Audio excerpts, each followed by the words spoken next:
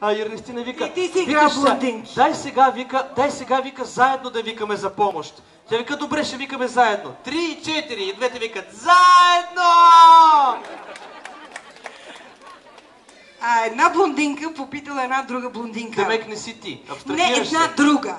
Абстрахира. Една друга блондинка питала една още по-друга блондинка. Абе, извиняй, как се пише правилно, бе? Иран или Ирак? Много ти благодаря.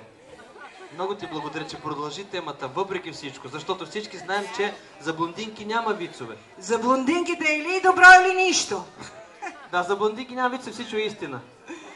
Добре, сега, община Лъки, село Борово, ще ни очарова с автентични родопски песни под съпровод на гайда. Те ще бъдат изпълнени от смесена фолклорна група при Народно читалище Христо Ботев, село Борово, с ръководител Христо Парев.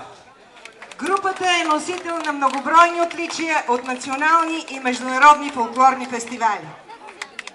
Заповядайте. Какво се правиш, бе? Цял живот си мечтаеш за блондинка. Ще премълча.